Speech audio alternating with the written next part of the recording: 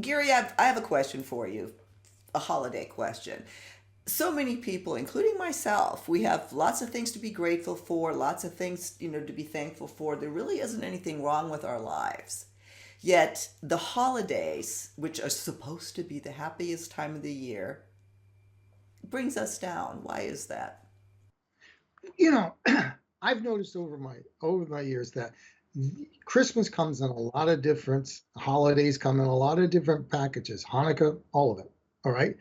I've had some absolutely beautiful, wonderful, hallmarky, you know, um, holidays. Especially when things were going well. I think of the time when my son was 2, and the magic of a new child at Christmas time was just amazing, right? But, the one right after my first year after my divorce, maybe not so much. It was pretty bad. And what I noticed over the years, I began to notice that you felt better than you usually do or worse. And I realized that the holidays are an emotional amplifier. So if you walk in and your things are going good and you feel connect and you feel loving and things are going well, you get Hallmark and you get way more. The opposite is the case too.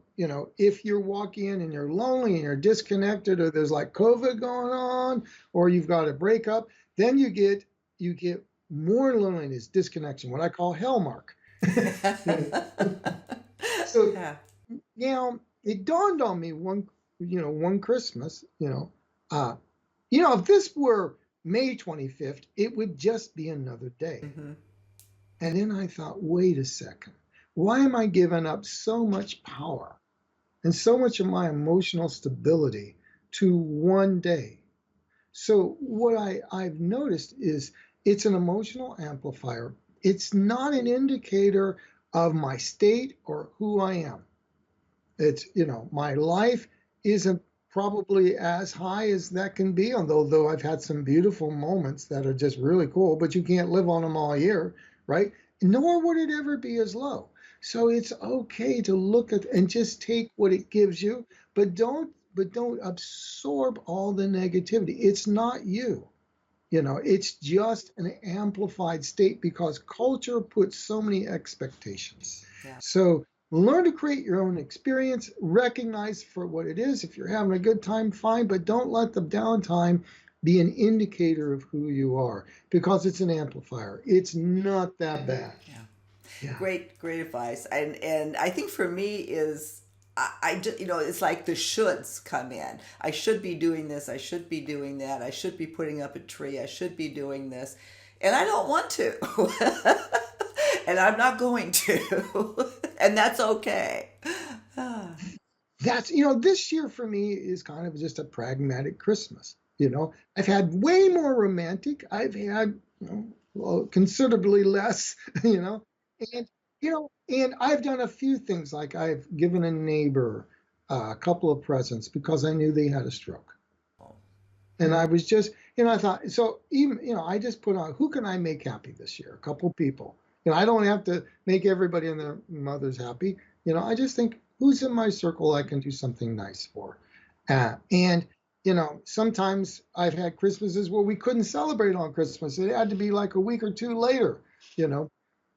You have a right to create your own experience. Like I say in my book, create it. Learn to have some. You have authority to author this the way you want to, Yeah. right? And Exactly. if it's Hanukkah, make it the Hanukkah you want. And it does. And if you don't want to make it that much, that's a choice too. So give yourself some choice. Recognize that this is cultural expectations, tad bit overloaded, and I don't think we have to have the guilt of how much did we spend. I mean, give what feels right, you know, and reclaim your own little sovereignty over this. Yeah, yeah. Excellent point. Excellent point, Gary. And I'll end it on that. Is make forget about you, and I'm talking to myself too. Is what can you do for somebody else? That's what's going to make you feel really good. And yeah, that's kind of get you back to the spirit of the season. So Merry Christmas if that's what you're celebrating. Happy Hanukkah. Happy I'm, season's greetings, whatever we say here to be politically correct. Just I call have it Quantimus. Quantimus. was that from Quantimus. Seinfeld? Quantimus. Happy Quantimus or whatever it is. Okay. Gary, thank you. We'll see you again soon.